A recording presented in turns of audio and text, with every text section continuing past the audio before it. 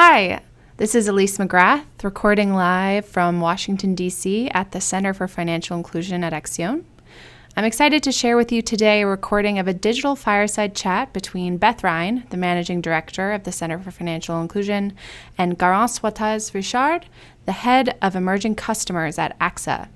This conversation is part of Financial Inclusion Week 2017, during which over 60 partner organizations are hosting conversations on the theme New Products, New Partnerships, New Potential. Financial Inclusion Week is sponsored by AXA and is an initiative of the Center for Financial Inclusion. We hope that you enjoy this conversation on how to bring insurance to emerging customers, and we hope that you follow other conversations at www.financialinclusionweek.org and using the hashtag #InclusionWeek on Twitter and other social media channels. Thank you, Elise, and thank you all for joining. This is a fireside chat, and I guess I don't know what it's like in Paris where you are, Garance, but here we are having our first really fall cold day, so it's time to get out the fireplace and dust it off and light the fire. So let's pretend that we got the fire going here. We're all cozy. So we're kicking off Financial Inclusion Week with a focus on insurance, and there are a lot of reasons why it's good to start with focusing on insurance. But what I would like to do is remind you in the audience once again to follow the week's events on Twitter and tweet about your experience with financial inclusion at hashtag #FinClusionWeek. So to start, Garance, I'd like to ask you about how AXA's work in this area has evolved. I know you've done a lot of work as AXA on microinsurance over the last decade, but it seems that you're raising a different flag now, or a somewhat different flag, under the banner of emerging customers. So what does that mean? How is that a new strategy? What's the evolution from microinsurance to emerging customers? Thanks, Beth, and hello. And I'm actually quite excited to be here, and it's a real honor to have this discussion with you. And I'm looking forward to everybody else's questions. It's really nice that you asked this type of question, because it means that what we're trying to change is visible. It's true that AXA, as all big or even small insurers, have for a while now, let's say since the 90s, played a role in what's commonly called microinsurance. And basically that is equal to credit life insurance. So ensuring against the risk of default when someone takes out a loan, which was for a very long time the sole definition of microinsurance. And all of these insurers have played a role in raising awareness, have played a role because they felt it was their responsibility from a corporate point of view. So it was sort of very often within the corporate social responsibility realm. This changed in the beginning of the 2000s, let's say, with players like Allianz and even others in Latin America who have made this a real business whilst being still quite focused on social impact.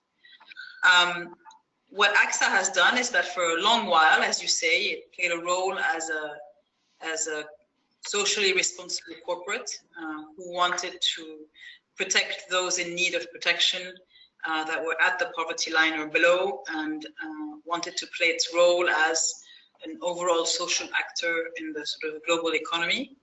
And so did support a wide variety of microinsurance projects, particularly with microfinance institutions.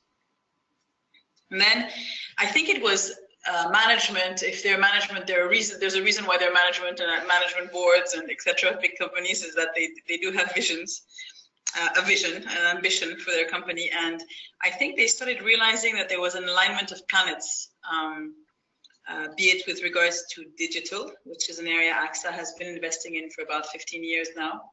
So new technology, fintech, insurtech, the usual suspects, An alignment with regards to, of course, this was pushed by the penetration of mobile phones features, smartphones.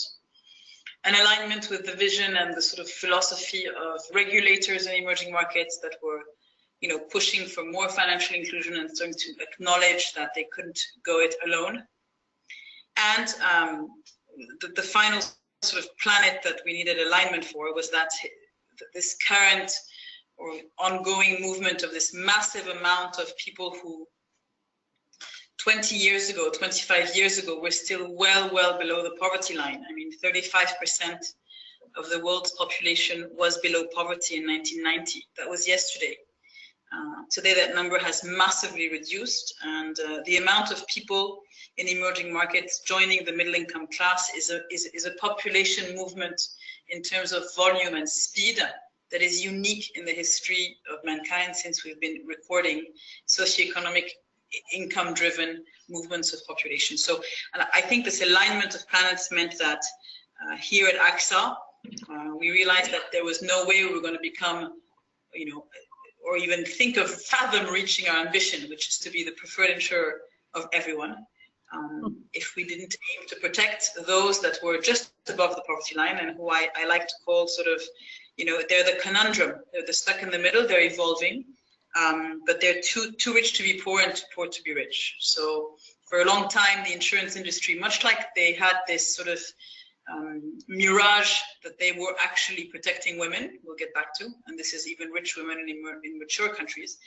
through a syllogic approach of, because our products are not targeted to men, therefore they are also targeted to women, which is a really short-sighted way of thinking. In the same way, the insurance industry was convinced that it covered and protected and was there for everyone but the poor. But actually they're there for only the rich.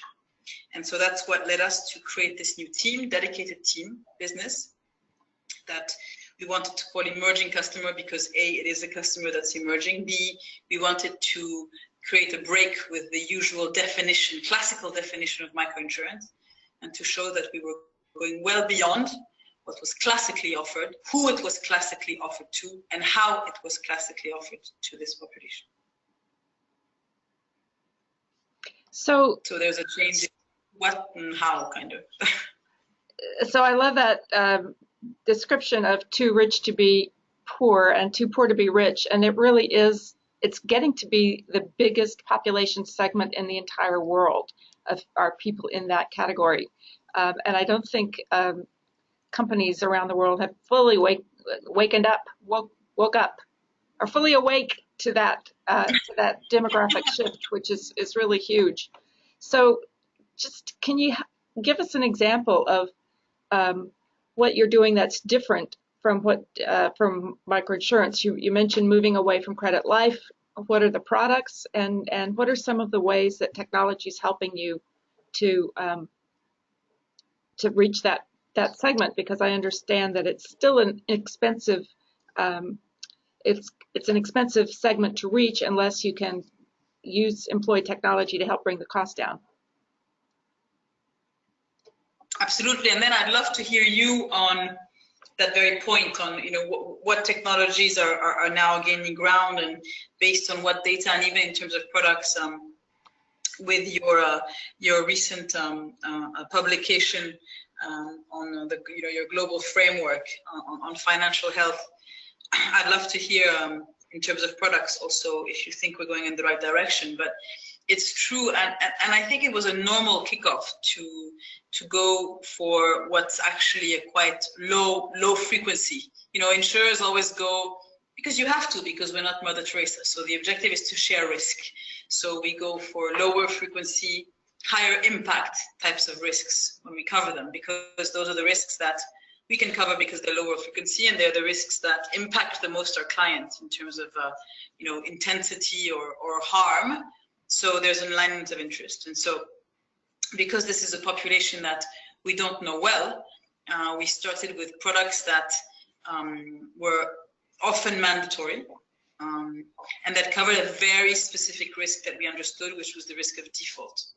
Now, it's true that when you look at it, this is a population, and I hate to say this because people make intellectual shortcuts, but it's a population where we know that there's less default.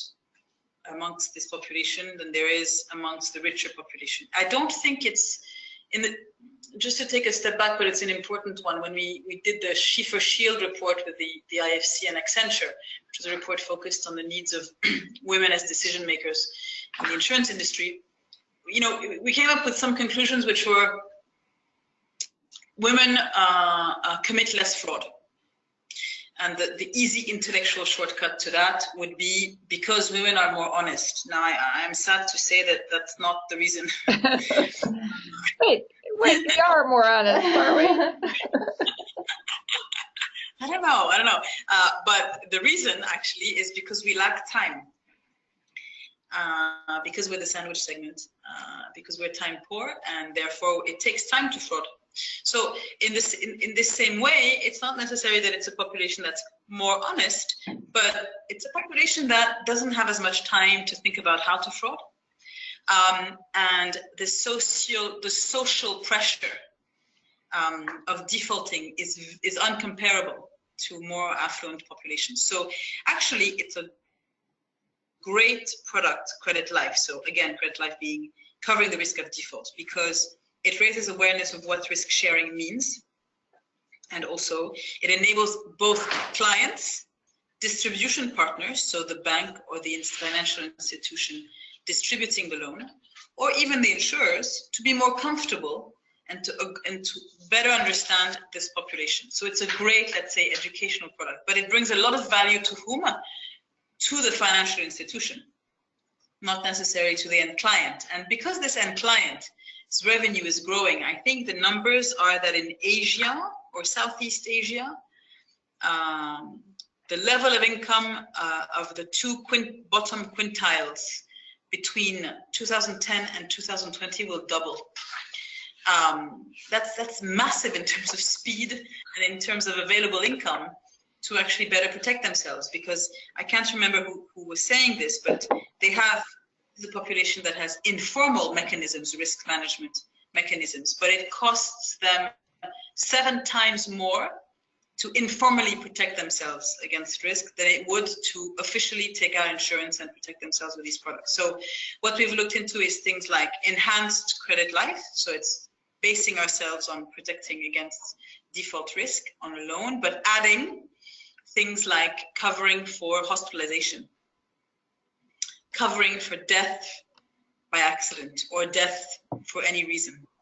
Even looking at, we had an example where women in Indonesia, which we interviewed, said, one of the reasons why I'm taking out another loan is because I want my insurance to continue running. Now, we can't, as an industry, be at the origin of people indebting themselves more because they want to be further protected by insurance. So we've looked into health, education, even protecting against the flooding of a shop for which the loan was taken out, the breaking down of the tractor for which the loan was taken out. And actually, the one thing that has even more impact is continuing the term life insurance beyond the reimbursement of the loan, which actually technically is not easy to do. But that's what we believe is the origin of the value for this end client and how we're going to help him or her progress economically. So that's to answer your question on how much further we're going. Those are the types of risks. And obviously we're now looking into, and I hope this matches your conclusions, you'll tell me of your global health framework and the various indicators you've looked at. But you know, in mature markets in the same, I mean, I had my mom last Christmas over pudding or turkey say to me, you know, I have been paying my car insurance for so many years and I never have an accident. And so, you know, is it really worth it? Okay, so I was kind of upset because I've been working in insurance for a while and I felt like saying, Mom, I mean, come on, I've explained this. But I think it's normal. And this is a population that has worked so hard to win $10 that at the end of the year, they haven't had an accident, they haven't had a problem. They feel like saying, what's my money's worth? And so we're also trying to look at services like telemedicine, you know, call a doctor, discounts to clinical networks, etc., where they can still get value, even though they have adopted the right behavior that limits the risk and brings down the risk of having to claim.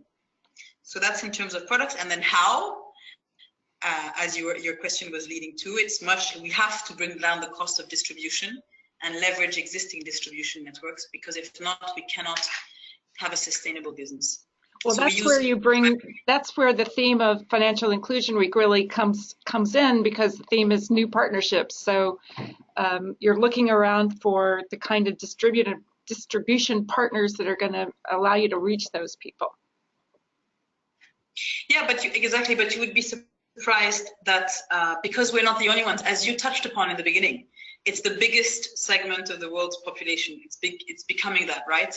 So other industries are also thinking. The banking industry has realized that it's not at all addressing this middle-income population, and there would be a lot of value for them to receive the formal or informal salaries of people that make up this population. So actually, we're speaking with both traditional and non-traditional distribution channels, traditional in financial institutions, non-traditional in utilities, supermarkets, corporates, factories, farms, conglomerates of farm, aggregators.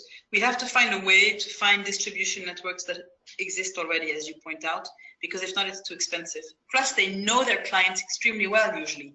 And so we build on that knowledge to make sure that our products are adapted to who this clientele is.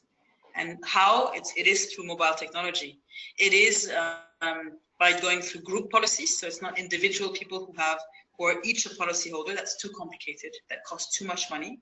So it's a group policy.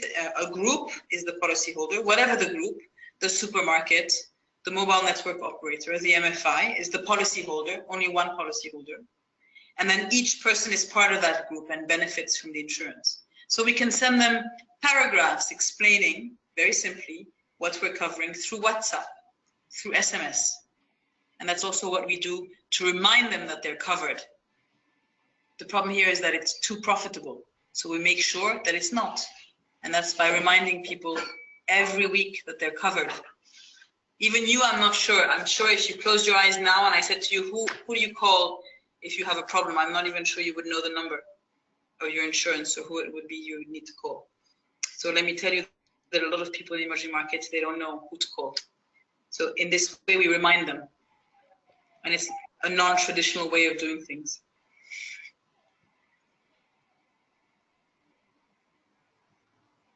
I don't know if that answers your question. Yeah, so we've been, as you mentioned, we've been doing a lot of research on the way that partnerships are formed between financial institutions and fintechs, and these partnerships are really aimed at trying to get technologies into the financial institutions that they didn't use before. So with an insurance company, you're really adding a third dimension, because you've got the insurance company, you've got the financial institution, and you've got the technology that is coming into play. When we are looking at the partnerships with fintechs, we're seeing that the financial institutions really need to organize themselves in advance. They need to think through how they're going to work with fintechs, because if they don't, they are not good partners for fintechs. They can't meet the partners' needs, and the partners need a fairly rapid turnaround so that they can get to a point where they're earning revenue fairly quickly, because the fintechs tend to be very thinly capitalized. So one of the things that seems like an advantage of insurance is that you can get to market pretty quickly. Can you just comment on how to get to market quickly when you partner with a distribution partner, especially a financial institution? Let me turn that question around. I mean, the distribution partner needs to know their clients, because if you want to go quickly but make it last, so we can go quickly and offer a product that's not adapted. But if we want to go quickly and create sustainable value, first of all, we need to really understand who the client is and who the partner is. Because if we don't understand the model of the strategy or the model of the partner, it's going to be very difficult for us to offer a way of distributing our protection product that fits with their own strategy. So the first way of going quickly is to have a very, very open and sort of transparent and to the point dialogue. We have key questions that we ask our distribution partners relating to their end customer and to who they are them as a distribution partner. The second point is to do with the actual products that we're offering. It's not only to do with revenue, right? Distributing insurance needs to be viewed by a distribution partner, again, who knows his clients, who knows his costs, who knows their systems, who knows their own platforms. If we don't have a control about how that works, then it just goes into the wall very quickly. But this distribution partner needs to understand that insurance is a strong driver of loyalty, is a strong driver, so therefore, of market share retention, of market share growth, of reputation and brand image. This is something where they make a big difference insofar as a lot of other players are concerned, because people understand extremely well insurance in the emerging customer space.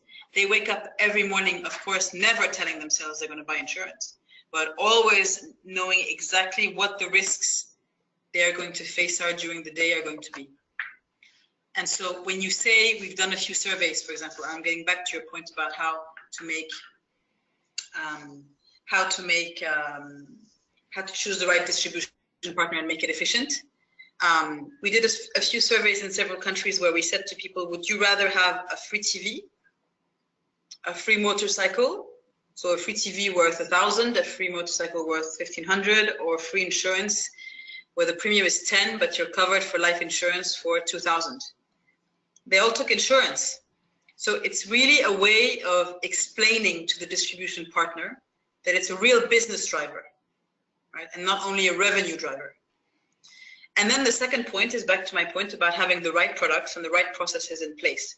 I mean, the insurance industry is the second most regulated industry in the world. I don't know if you can think of what the first one is. It's quite reassuring what the first one is. The first one is the nuclear industry. Okay. I was going to say air traffic, but it's right after the nuclear industry is insurance, and then is asset management. But anyway, it's insurance, so it's very regulated.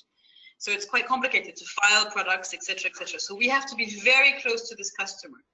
The final point is that I have a tendency of being very careful about who I decide to kick off a relationship with, because if I am at a stage where I enter that management board room with management board members who are absolutely unconvinced of the social value impact, of the double bottom line drivers that insurance represents, if they are only going for the revenue, for the top line, neither do they understand that it's a business driver on top of being a revenue driver, nor are they convinced that this creates value for their employees or for their customers. If I have that whole mountain to climb, because in the beginning, it's going to take time. In the beginning, the value is going to be very socially driven, and then it's going to, at one point, become profitable, because there's a virtuous cycle, right? But if they only see that revenue driver, the mountain is too high to climb, at least for us for now, until we've reached a critical mass, which we're getting to. And so we're soon going to switch to the second group of distributors, who are not the ones who are convinced, but that still need to be evangelized, so to speak. But if there is no desire to get very close to their customer, if there is no customer-centric strategy at the heart of that distributor, it's a very complicated distributor to work with. So let's go back. You mentioned women a couple times, and tell me a little bit about what's special in terms of how you market insurance to women, or how you craft products. I just always, when this subject comes up, I always think of the one anecdote which had to do with Sewa in India, which experimented early on with insurance for its women members. And one of the things that the women said was, we don't need life insurance for ourselves as much as we need life insurance for our husbands, because if our husbands die, and most of them are older than we are, so we're facing the chance of widowhood, and that is when we're going to be really in trouble. So we really want life insurance on our husbands. So that was a product that would be a different kind of a product than the one that an insurance company might think of offering right off the bat. So with that as sort of an example, how else would you adapt to the particular needs of women? So we've met with exactly the same situation, where a lot of insurance companies had offered life insurance to the people taking out the loan. The people taking out the loan are very often women, A, because back to my point, they are more trusted by the financial institution, and B, because they are much more forward-looking and formalize their protection needs of their household and have a tendency of turning to a loan mechanism, etc., more than the men. And so not only have we come to that same conclusion that the bread earner needed to be covered first, even though she was the one taking out the loan, but we even went one step further where they were interested in having life insurances for both of them. And a lot of the insurance companies had offered, if it's a premium of 10 for one life insurance, then we're offering you 20 for both. But no, because the probability of something happening to both of them is much lower than to one and then the other. So we offered a bundle, which was very interesting to them. The other point about women is that they're interested in their children being beneficiaries. They're not interested in their husbands being beneficiaries, which is not something we realized in the beginning. They're also interested, depending on the culture of the community, in different levels of liquidity. To give you an example, this is not only targeted at women, but it's a strong example. In Indonesia, we realized that they really were very interested in savings products that were linked to education. And that's another way of adapting to women. They're very concerned. They know that their child is going to have a better life than them. So they're still in that upward curve, which mature markets are starting to slowly, sadly leave, where, for example, I am not sure that my girls will have a better life than me. I'm the first generation, I think, who's less sure of that. But they're still in that upward curve.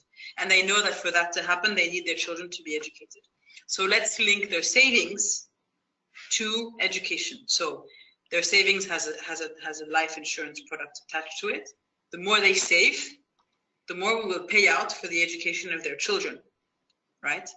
And in Indonesia, their key criteria was liquidity, that they wanted to be able to take out of their savings as quickly as possible if something happened to their children or if something happened to their parents. And by the way, they're much more concerned by the health of their parents and of their children than they are by their own health.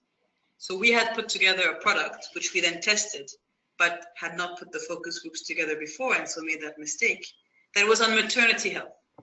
Because we were sure, given the level of women in childbirth and infant mortality in Indonesia, that this would go like hotcakes, that this would be the one thing they wanted to protect. They weren't interested at all. What they wanted was protection against health risks linked to their children and parents. But back to my point. So, what was I talking about? Oh yes, the women. And so we had a very liquid savings product for them to be able to take out money if something happened to their family. We offered the same in Kenya, and nobody took it up. And we said to these women after a while, how come? What's not interesting?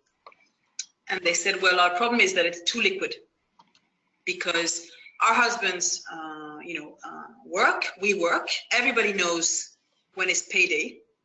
And so when payday arrives, we have a lot of members of our family, of our community, who come to our door and say, can you lend me $50? Can you lend me $100? And we want to be able to say, we would love to, but our savings are illiquid. And so it's a very cultural thing. That's here. It was a lot of women who expressed it. So to summarize, there's one point on health. There's a second point on education and children, which is adapted to women. There's a third point about children being beneficiaries.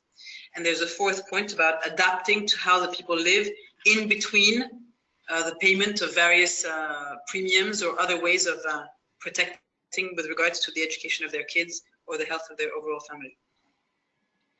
So one of the things, those are great examples, and one of the things that they make me think is that a good insurance product is really tailored to the group of people that it's supporting, and that then makes me wonder about scale of and when I think about what's going on in the inclusive insurance industry as a whole, I see a ton of experiments going on, but I'm not seeing a lot of scale, and it may just be a measurement question. It may be, oh, we don't have good data.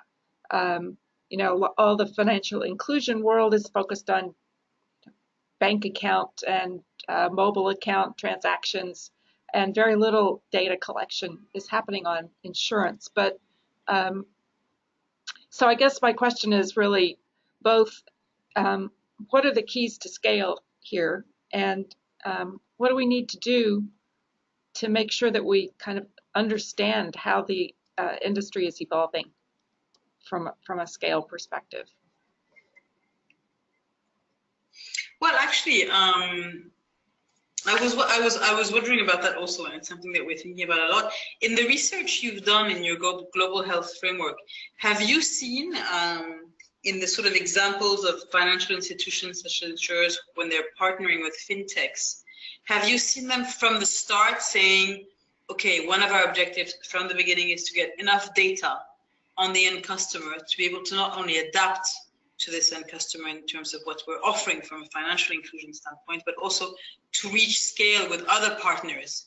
In a way, I have a tendency of saying, using the same expression, so my team goes crazy because they've heard it so many times, but this is not an area where we're talking about exclusivity and competition. So we're not even sharing the pieces of the pie. We're still mixing the ingredients to make the cake, to put it in the oven, to bake it, and to then have the pie. So in your experience, and you've looked at, I know, the partnership between financial institutions and fintechs, and you've asked yourself the question, what kind of data? Have you seen these partnerships think from the beginning on how to scale, how to really reach a point where this financial technology that's being used can be the sort of driver to scale beyond your usual suspects, which are awareness, which are proof?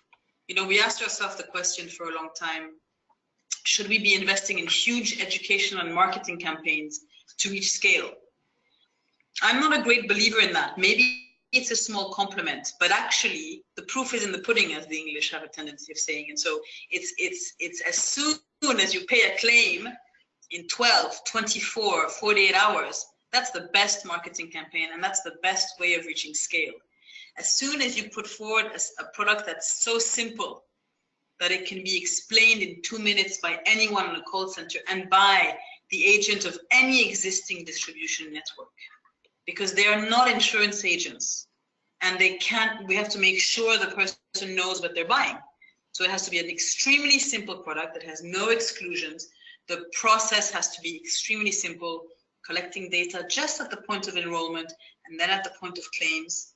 And it needs to be very tailored. Once we've said that, those are the basic ingredients for the cake. But then to me, the temperature at which to bake it, to make it a good cake, has to be about scale. And so I was wondering, what have you seen that you believe can be a tipping point from an initial sort of pilot between a fintech and a financial institution, and once that enables us to reach scale to make it really profitable and more importantly, sustainable? Well, you mentioned a couple of them already. I mean, one of the things that we see happening throughout the financial inclusion industry is companies are good at getting clients to sign up, but then there's a big gap between access and use, and unless use is as high as alongside access, the products are not profitable. And so from what I can tell, this whole usage issue is this is where the industry is right now, is trying to crack the usage nut, if you will. And some of the things that I see is that insurance does have the possibility of doing that if you can convince people that it's good value for them. And certainly you mentioned the fact that having a type of a product that pays, where people can actually see payouts happening so that they are confident that there's value to be had from having the insurance, that makes them more interested in the insurance. And then you see insurance, as you described it, being a driver of a business, that people are more likely to want to continue to stay with a service that connects them to insurance. So all of those things should be mutually reinforcing and leading to higher usage. And but I would say that I don't think there's a magic answer. I haven't seen it yet. Certainly the the people are, with people being more connected through mobile, you have instant access to scale. I guess there was one other point that I wanted to make about that, which is the use of mandatory products or products that are offered free as a starting point, and then that enables customers to kind of get over the hump of understanding what insurance is all about, and then allowing people to purchase more insurance, more coverage as they wish. That's another driver of increasing usage. Yeah, I like the coining of cracking the usage nut. I mean, you. I don't know if we want people on the line to, if they have any questions, or if I can ask you just a couple of questions about your global financial health framework. Yeah, I'd be happy to. Elise, what should we do? So everyone on the line, it'd be great if we'll begin our question and answer session in just a few minutes. So start sending in your questions now, but we can have Beth and Garance continue the conversation right now on the financial health framework. Well, it would be great. I guess what did background. You see as the role of insurance in that, in helping people improve their financial health? Well, what we did with financial health was to work with CFSI, which had done a huge amount of research on financial health of Americans, and they were able to document the financial health status of Americans, and develop a framework for quickly measuring a person's financial health or a family's financial health. And one of the key questions in there was, do you have adequate insurance? And in the United States, you can kind of make a little list and say, this is what adequate insurance looks like. Your car is insured, you have life insurance, you have health insurance, and possibly you have property insurance. And then when you move to, so what we did in working with CFSI was to try to adapt the concept of financial health to a developing country context, and to say, how would you measure financial health in a developing country? Well, when you move to this population that we're talking about, this emerging middle class, who are very poorly financially included, most of them don't have any insurance, and yet they face amazing amount of risk. Risk is kind of one of the first things you think of when you think about the lives of people in this population segment, is that they're vulnerable to all kinds of risks. So we have to figure out how to measure the if you look at what the definition of financial health is, one of the key core components of financial health is being prepared for emergencies, or being able to be resilient. And so we had to come up with, how can you assess somebody's financial health in that dimension if a person doesn't have any formal insurance products. And so really the way that the field has done this, and this has been done in the fintechs with Gallup, has been asking this question, which I think of as the resilience question. And the question is, you've probably heard it a number of times, is if you had to come up with a certain amount of money, usually sort of corresponding to a certain portion of GDP per capita in the country. In the US, they've asked it relative to $2,000 and $400, which are pretty different. But if you had to come up with this amount right away in an emergency, would you be able to do so? And if you could, where would you get it? And that has been the that has been the single most important question that that we've been able to come up with to measure the sort of resilience of people in the developing world on this financial health assessment.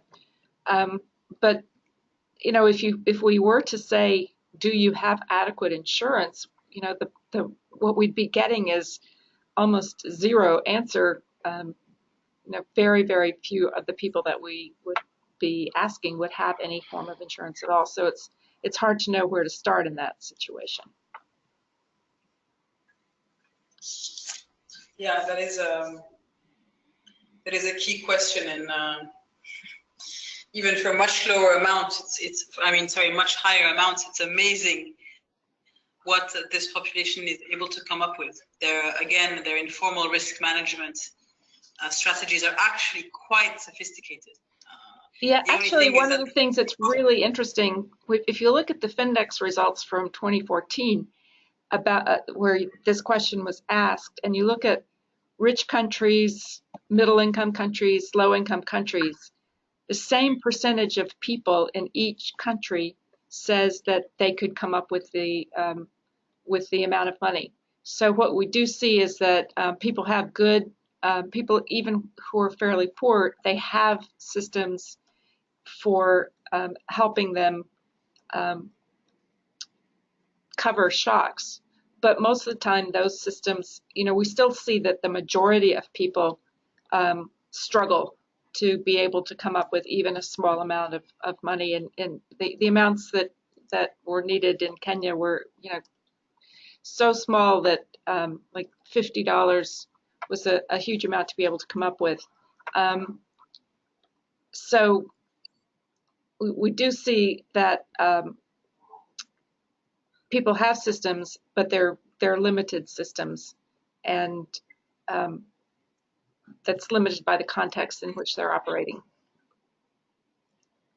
And they're expensive. I can't remember. I'll try and find where the source is that said, you know, people measured how much more expensive or costly it is for someone to go through this informal way of doing things, like keeping your fridge extremely clean and sellable, as opposed to taking out insurance or a hospicash or whatever. Yeah. Well, we have Oh, sorry, Garance. We have a number of questions coming in, so I'd love to move on to that. We're going to open up the line for Carmen. Hopefully this will work. Carmen, are you on the line? Yes, hi there, Garance. It's Carmen from IHC. I've since moved to Sri Lanka, actually, and that's also where my question is coming from. I know you have been working with my colleagues in Washington quite energetically and courageously on exploring more research on the topic following the She4Shields report. But my question for you, Garance, was what can you give, what kind of advice can you give insurance companies that want to explore this women's market further? And are there any lessons from your experience that that you don't want other companies to make the same mistake? Is there anything you can share from the inside out? Yes, there's a key point of your question where it wasn't clear that for insurance companies targeting women emerging customers, is that what you said? Since I live in South Asia now, and you know, I'm like talking to them about the women's market. Like, what advice can you give insurance companies to want to explore it further inside the organization and externally? Like, what would be your first takeaway and advice to give to insurance companies? Hopefully not your competitors. And then the other one is, you know, what kind of lessons learned do you have? Any mistakes you made on the way that you don't want other insurance companies to make? Okay, so the mistakes, I've made too many mistakes. I don't think we'll have time, but I'll give you a few. And again, I hope one day, I really hope one day I'll be able to answer you. I can't answer this because the market is too competitive. But today that's not the case, so I'm happy to give any kind of insight I have. Thank you for your question. It's a very good one. I think that, to be very quick, there are two. First of all, you need to look at women as women. And in their role from a gender perspective, and women as decision makers of the holistic protection of their household. If you look at women as women in their couple or in their family, there are a lot of countries where if they become a widow, there's a very big problem for them because they have to go back and live either with their own family, and all of their assets are taken by their husband's family. So just to give you an anecdote, I went to get a shot recently, and my nurse was from Cameroon, and I was telling her about what I was doing, and she said, rich or poor in Cameroon, our biggest problem is when we become a widow, because we lose everything. And we need life insurance products that protect us, that we get for our husband, back to Beth's point. So it needs to be a life insurance on the husband's head, so to speak, but where the beneficiary is the wife and not his family, first point. And if she has a life insurance policy, the beneficiary needs to be the children. So there are various elements like that, linked to maternity, linked to the situation of the woman as a woman. A divorcee, for example, it's even worse. So trying to find ways to protect the assets, to protect the future life of the woman without her husband, whatever the reason for that. That's women as women. Women as women is also looking at particular products linked to female cancers, linked to maternity, etc., which are usually products that are overlooked by the woman herself. Let's not forget that our surveys tell us that women in this segment will give massive priority to products that protect their children, their husbands, their parents. We have to find a way to push for products to also cover them in the bundle, which is not at all their reflex. So this is women as women again. So it's really making that difference. And each country will be different in terms of culture and religion, etc., etc. The second point is looking at them not at all as women, but as decision makers. And this is where the conundrum arrived in the insurance industry, and what we discovered when we wrote She for Shield with the IFC and Accenture. It's that insurance companies had blanket ignored women across the industry, across the markets, mature markets, rich, poor, whatever, because they said, well, our products are not targeted at men. Therefore, they work for everybody.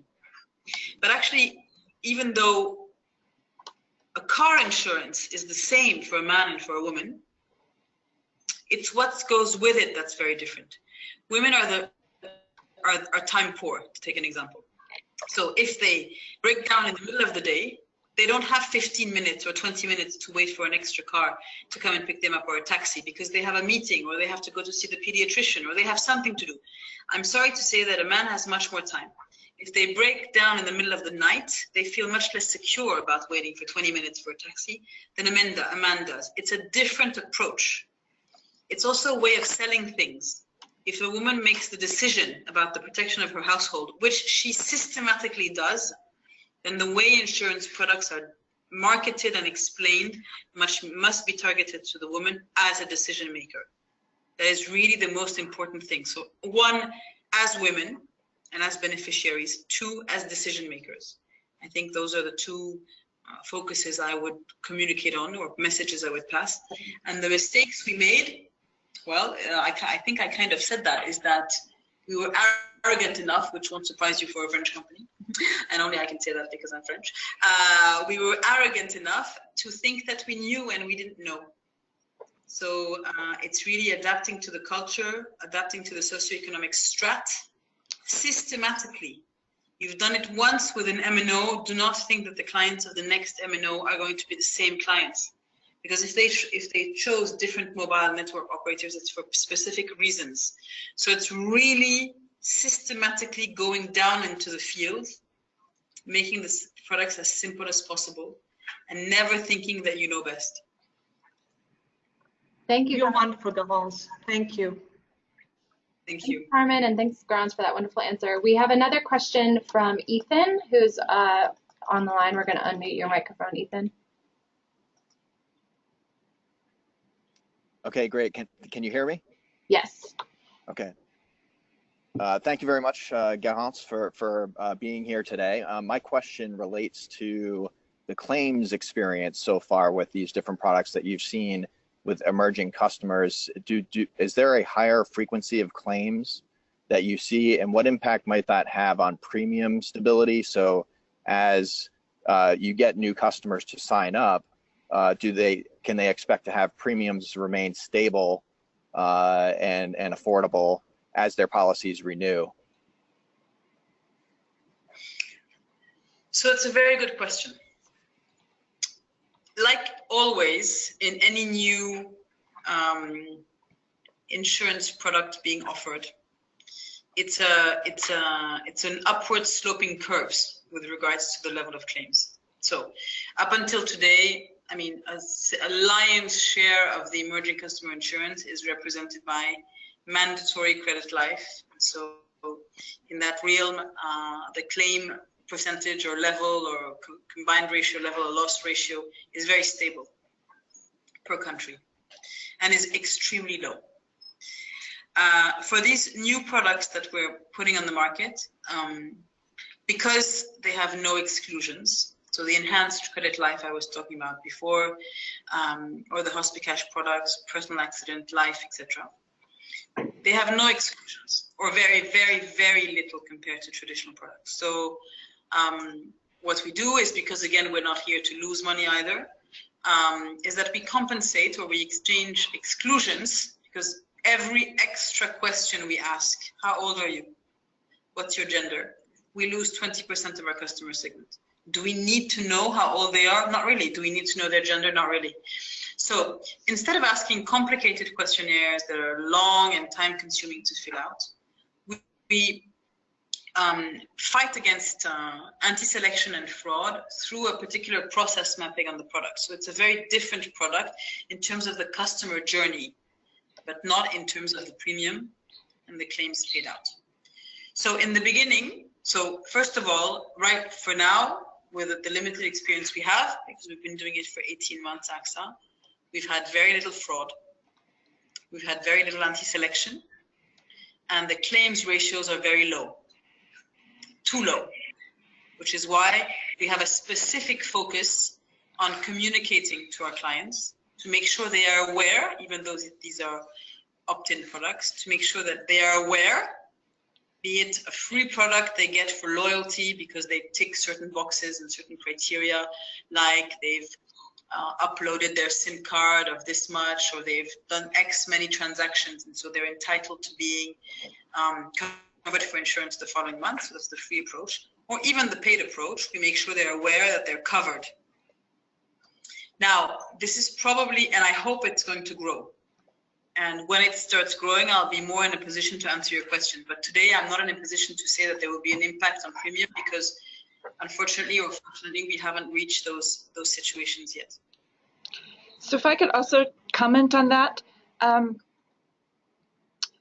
From the perspective of the SMART campaign, which has been housed at CFI for its lifetime, we've tried to adapt the SMART campaign principles to the insurance market. And one of the big issues is, do people get value for their money? And the question of value for money is most easily seen if you look at claims ratios.